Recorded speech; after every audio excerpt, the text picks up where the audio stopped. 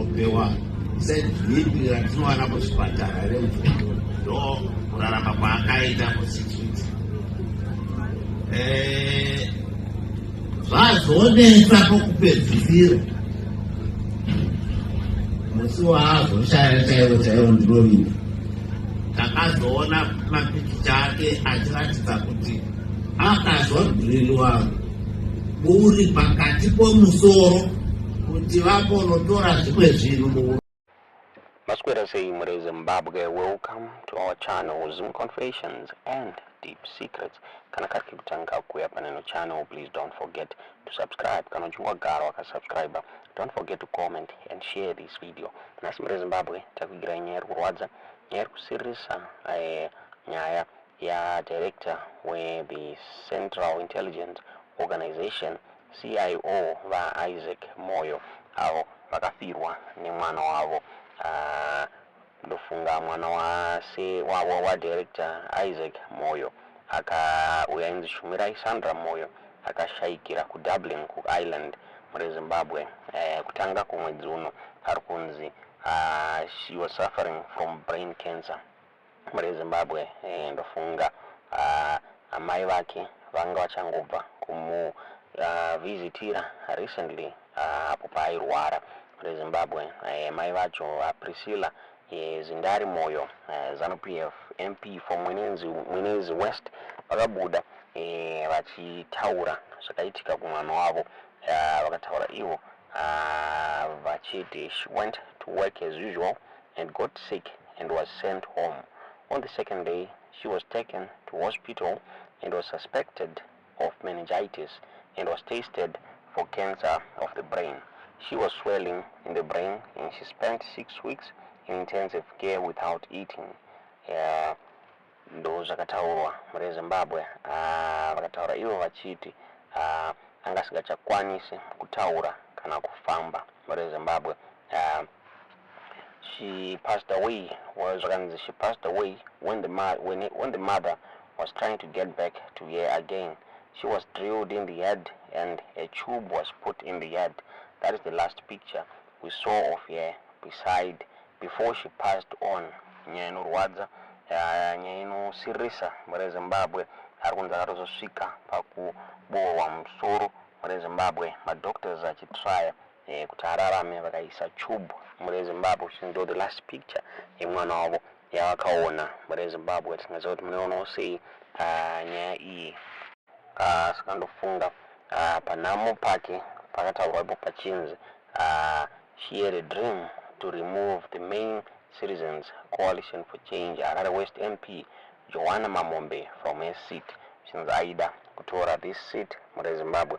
Information yakabuda mushure mekunge Emmerson Mnangagwa na Vice President Constantino Chiwenga nema other top government officials vakaenda kunopeya respect to family ya Moyo muHarare muri Zimbabwe. During the funeral service Mnangagwa vakabuda vakataura vachiti she was engaged in politics, which shows how patriotic she was. A lot of kids are not engaged directly in politics. We are assembled here to give our last respect to a patriot of our nation. She had passion to remove Joanna Mamombe from her constituency, so said she couldn't get to finish her journey. Ndo zvakabuda zvichitaurwa na President Emmerson Mnangagwa vezve vaMoyo the CIO boss na vari vazakare baba vaShumirai vakabuda vachiti Shumirai was a political activist. Vice President Comrade General Chiwenga is well aware of that. Her ambition was to remove Joanna Mamombe from her post as MP for Harare West constituency. Ndo zvakabuda zvichitaurwa muri Zimbabwe na baba va Sandra muri Zimbabwe. Tisingazive kuti munoiona sei nyaya iyi. So zviri Sandra anga ane vana vaviri muri Zimbabwe, asiya vana vanokwanisa kuita 2 muri Zimbabwe. So ari kunzi achengetwa kuRutenga kumusha kwavo kuRutenga. Vice President Kembo Mohadi nemamwe masenior government officials nema CIO operatives akaatenda. this funeral. Then President Emmerson Mnangagwa na Vice President Constantino Chiwenga vaka attend the funeral service hikaichiwa ku Harare muswe Friday muri Zimbabwe.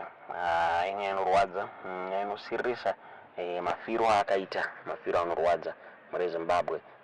Tingaziva munoona sei nyaya iyi pane a short clip yatakuvigirai baba wake vachitaura during funeral during burial yake muri Zimbabwe yaitwa kumwenezi. Dauti mungoona muhamadidzo muri kufunga pamusoro penyaya iyi mu comment section. Vakatanga kusvikako ameno vanga vakuita kunge munhu anogara muDublin vachigara vane mwana nguva dzese. Vainini ndinokutenga izvo.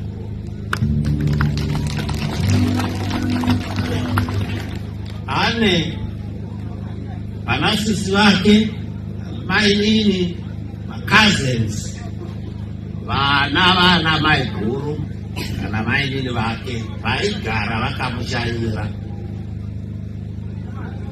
kuti kunyangwe akanga ari kure nesu aiita kunge ane ari kumusha, nokuti vari kuBritain vaitora chijana vachigara vakamushanyira ari muchipatara asingatauri kudaro.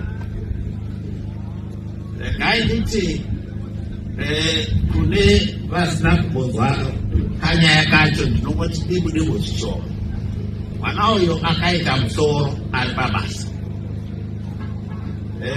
Ukaramba uchikura vakati pamwe ane meningitis, ikatariswa zvikanzi kwete, zvikanzi pamwe aita cancer of the brain, zvikanzi aiwa ainzi brain yake yakanga yazvimba.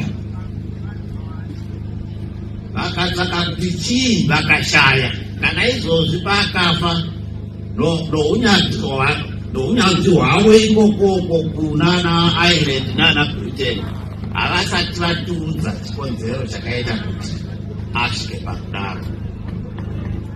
Paakazosvika akagara 6 weeks ari muintensive care. Muintensive care haasaikwanisa kuzvibatsira, haasaikwanisa kudya chimwe chinhu. Aita kupuwa chiya chinonzi chikafu chinodhiropewa sedhipi ratinowana muzvipatara remvura. Ndo kurarama kwaakaita mu6 weeks. Zvazonetsa pokupedzisira musi waazoshaya chaivo ndinovimba. Takazoona mapikicha ake achiratidza kuti akazodhirilwa uri pakati pomusoro kuti vambonotora zvimwe zvinhu muuruzvi rwacho kuti chiiko chagonetsa ipapo. Asi haana kurarama hake nazvo. Vanachiremba vakanga vafunga kuti pamwe zvingagobatsira vakaita saizvozvo pewa